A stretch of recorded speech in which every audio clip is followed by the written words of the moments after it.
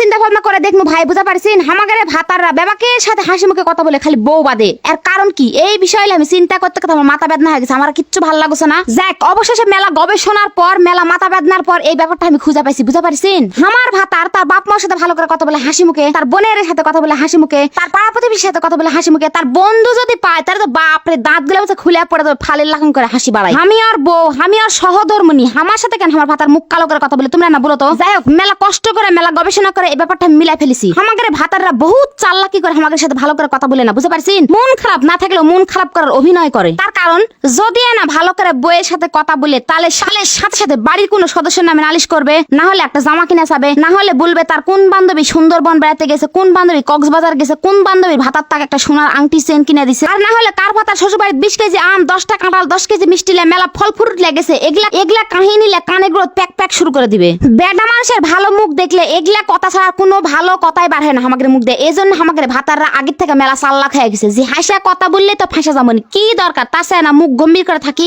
আমাদের ভাতাররা অফিসের থেকে আসা বাইরে ঢুকায় এমন ভাবলে ঢুকবে যে তোমার দেখলে মনে হবে অফিসত কোনো ঝামেলা হয়েছে, না হলে এমন ভাব করবে যে দেখলে মনে হবে অফিসত বিশাল কোনো ঝামেলা হয়ে গেছে, ভালোভাবে কথা বলতেই পারছে না। দেখবেন মুড মোশন দেখলে আপনার কথা বলতে ভয় লাগবে। এরকম ভাব করে থাকে কেন জানেন? শুধুমাত্র এই বউ নামক জিনিসটা হাতের থেকে বাঁচার জন্য। আপনি বহুত চিন্তা করবেন যে কি ব্যাপার, বন্ধুরা ফোন দিলে মন ভালো হয়ে যায়, আত্মীয় স্বজন ফোন দিলে ভালোভাবে কথা বলতে পারে, মা বাবার সাথে ভালোভাবে কথা বলে, ভাগনা ভাগ্নির সাথে ভালো করে কথা বলে, বোনে ফোন দিলে ভালো করে কথা বলে, দুলাভাইয়ের সাথে ভালো করে কথা বলে।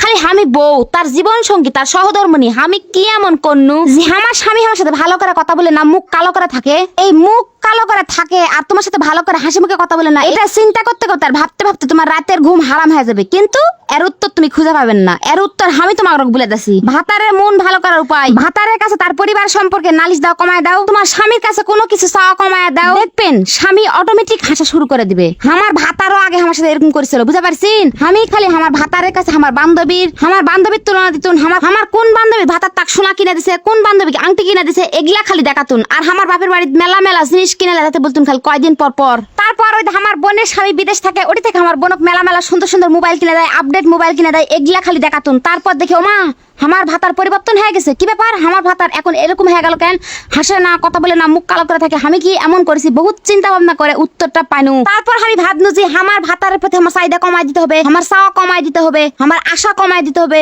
আমার ভাতারের বাড়ির মানুষের নামে নালিশ করা কমাই দিতে হবে, তাহলে মনে হয় আমার ভাতার ভালো হয়ে যাবে। তারপর যেই ভাবা সেই কাজ। ওমা এই কাজ করার পর দেখো কি আমার ভাতার সত্যি সত্যি ভালো হয়ে গেছে। মনে হয় যে কোনবা কাল নাগি নিয়ে সবল মারিছিল, গোটাই গাও বিষয় আসলো, কোনবা কাল নাগি নিয়ে সব বিষ তুলে গেছে, আস্তে আস্তে ব্যাপার ফ্রেশ হয়ে মুখ দিয়ে হাসি বেড়ে যাচ্ছে। তাই বলছি কি বোন, ভাতারে যদি হাসি মুখ দেখতে চাস, ভাতারে যদি ভালোবাসা পাবার চাস, তাহলে ভাতারের পরিবারের নামে নালিশ করা কমায় দে, ভাতারকে চাওয়া কমায় দে, তাহলেই তুই ভাতারে হাসি মুখ দেখতে পাবো, ভাতার তুই ভালোবাসবে। আর যদি তুই সারাদিন এলে প্যাক প্যাক ক্যান ক্যান ঘ্যান ঘ্যান প্যান প্যান খালি ভাতারে কানেগুলো যদি করিস, তাহলে ভাতার থেকে তোর সাথে কথা বলবেই না, বাড়িতে এসে এমন ভাব করবে মনে হচ্ছে অফিসের চাকরি চলে গেছে, বেশি কথা বললে তোকে 2 চড় মারা দিয়ে উপরে মোবাইল পড়ে থাকে, মোবাইল ঠিকই টিপবে কিন্তু তোর কাছে সময় দিবে না। তাই বলছি কি বোন আমার কথা শুন, ভালো হবে, তোর এখনো সময় আছে, ভালো হ।